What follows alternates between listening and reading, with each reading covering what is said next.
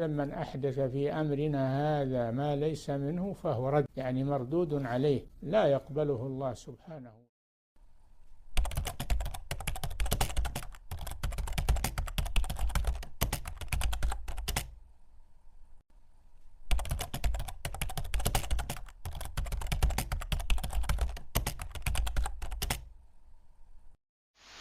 Ivoirien ni Côte d'Ivoire ka di ali signe Côte d'Ivoire kono be bagbe ke sarakai ne le côté ka bagbe ke sarakai ka nono kala nyemiye Côte d'Ivoire élection saraka aye bagbe ke sarakai ka nono kala aye bagbe ke sarakai ka nono kala aye bagbe ke sarakai ka nono kala naye bagbe ke sarakai ka nono kala mogo tokele nunu a mogo u bena komi keni ala barika la be dansira la aye nono ke sarakai ka bagbe ke ka sabedi naye ka malo baga sani aye be nono kala aye naya demaya ya mi naye ka malo baga sa aye nono kala aye naya demaya ya mi Ivoirien be élection nyana élection kono aye bagbe ke saraka aye nono kala aye kana nya kuma ni ke fla kuma ede voilà. Assalamu alaikum wa rahmatullahi wa barakatuh. Alhamdulillahi rabbil alamin. والصلاة والسلام على رسول الله وعلى آله وصحبه ومن والاه أما بعد. إن من أعظم البلاء في هذا الزمان ظهور الدعاة السوء يورون الناس باسم الدين ويجمعون أموال والصدقات على غير وجه شرعي، بل قد يدعون الرؤى أو إلهام أو الوحي الشيطاني فيفتنون الناس ويأكلون أموالهم بالباطل. ويجب على المسلم أن يكون على بصيرة وأن يزن الدعاة والعلماء بالكتاب والسنة وفهم السلف، وأن لا يسلم عقله أو معله لكل من رفع شعار الدين. Alhamdulillah, toutes les louanges reviennent à Allah subhanahu wa ta'ala, Seigneur de l'univers. Que la paix et la bénédiction d'Allah soient sur son noble messager Mohammed sallallahu alayhi wa sallam, sur sa famille et sur ses compagnons et tous ceux qui suivront leurs traces jusqu'au jour de la résurrection. Ensuite, chers frères en islam, tu es une brève assise et une mise en garde contre la parole d'une femme que nous avons vu à la fin de vidéo, pour elle exhorte les musulmans à faire un sadaqa, c'est-à-dire de bouillir en compagnie de l'air, pour les préserver d'un quelconque malheur qui va atteindre les musulmans, c'est-à-dire les gens du pays, par rapport à l'élection à venir. Et nous avons vu cette parole qu'il n'est pas permis à quelqu'un de s'autoproclamer, de connaître l'invisible. Parce que le monde, c'est quelque chose, c'est une adoration. C'est Allah qui le légifère et c'est Allah qui doit donner comment il faut le faire. Donc nous disons, nous sommes dans une époque. L'époque, l'une des plus grandes épreuves de notre époque est l'apparition des prêcheurs du faux qui trompent les gens au nom de la religion. Ils collectent des fonds et des aumônes de façon non légitime. Ils prétendent parfois des visions, des inspirations ou des révélations sataniques, gérant ainsi les gens et dévorant les biens de façon injuste, en incitant les gens à faire de certaines aumônes sous prétexte qu'ils connaissent l'invisible ou bien ils ont vu quelque chose en songe, que faites ça, sinon il y a un quelconque malheur qui va atteindre les musulmans. Ça, religieusement, ce n'est pas permis. Le musulman doit être clairvoyant dans sa religion et mesurer les paroles, prêcher les paroles des gens à la lumière du Coran et la Sunna. avec la compréhension des pieds prédécesseurs. Toute parole qui vient, qui te parvient, il faut le peser d'abord. Tu le pèses sur quelle balance? Sur la balance à la lumière du Coran et les hadiths authentiques du messager d'Allah et selon la compréhension de nos pieds prédécesseurs. On ne prend pas toute parole. Tout ce que les gens disent, même si ce soit un prêcheur, on ne prend pas sa parole tant que sa parole ne correspond pas à nos sources. Nos sources est la parole d'Allah et la parole des messagers d'Allah. Donc, personne ne peut venir dire quelque chose qui lui connaît l'invisible, que nous allons accepter, alors que le Coran a été clair dessus, que personne ne connaît l'invisible si ce n'est qu'Allah subhanahu wa ta'ala. Et Allah nous a dit, Allah soit-il, a dit dans Suratul A'raf, dans Ayah 188, Allah dit, dis-le Mohammed, je ne détiens pour moi-même ni profit, ni dommage, sauf ce qu'Allah subhanahu wa ta'ala veut. Voici.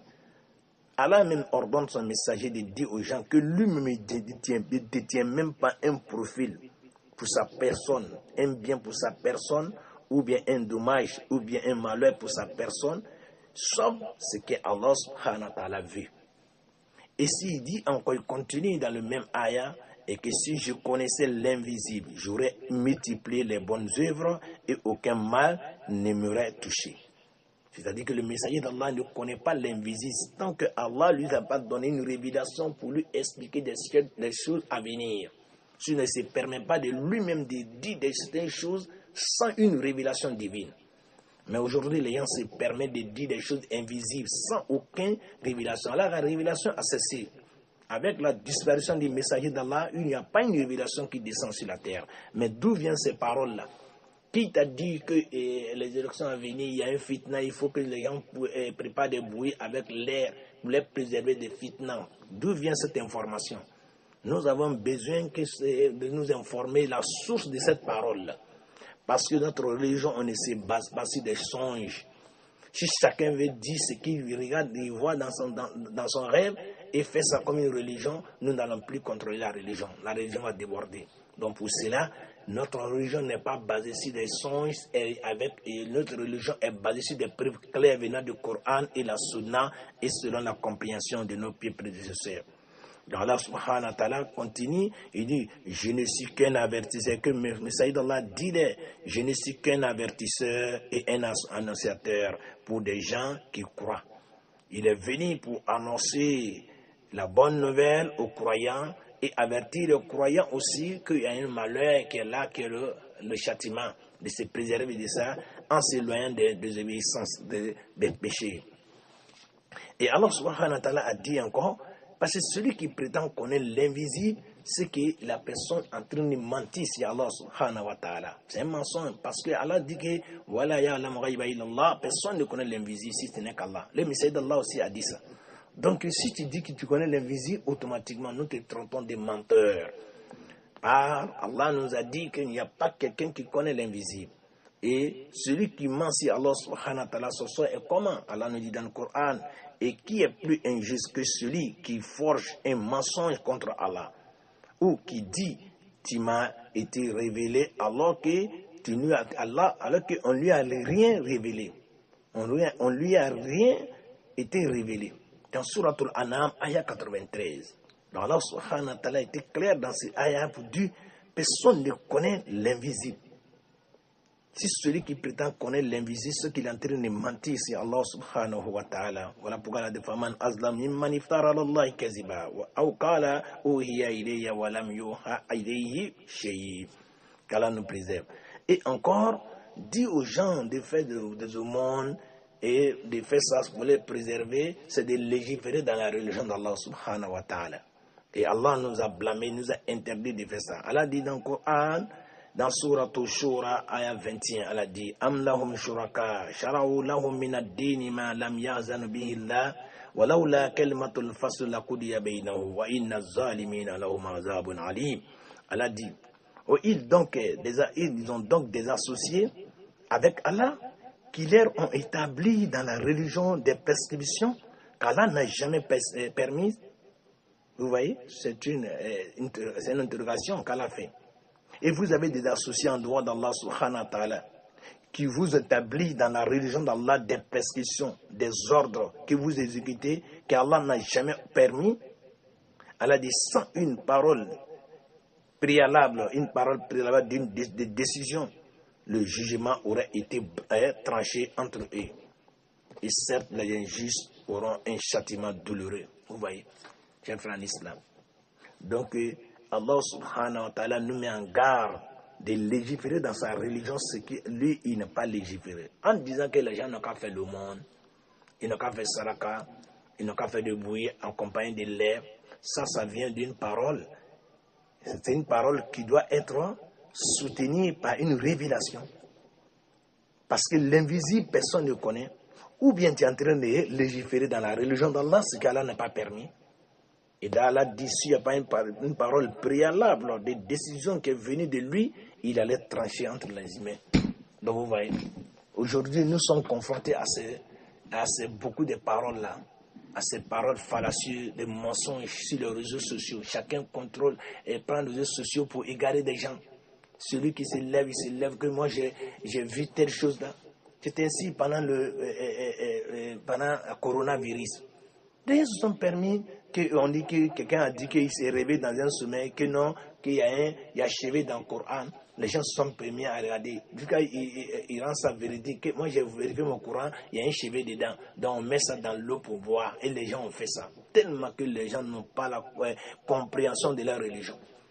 Et au nord de la Côte d'Ivoire, une femme qui est sortie d'un autre a dit ça, elle est là, elle se lève comme ça, qu'elle guérit les gens, elle lit sur l'eau comme ça. Les gens sont partis s'entasser ensemble là-bas pour aller tomber malade là-bas. Pour aller se contaminer encore sur le lieu là-bas. Nous, c'était la décision du gouvernement pour épargner les gens. D'autres allaient tomber dans la maladie grave. D'autres ont contracté des maladies graves dans ça. Vous voyez, tellement les gens n'ont pas la compréhension de leur religion. Toutes personnes qui se lèvent, ils disent tant, personne, les gars ne contrôlent plus, ils se donnent à ça.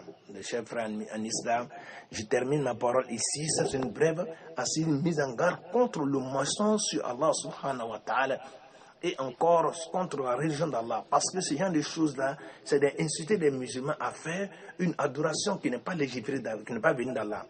Le monde, la sadaka est permis en islam, individuel. Si tu veux, tu fais sadaka, puis tu fais dua, qu'Allah me préserve. S'il y a une fitna qui vient, qu'Allah me préserve.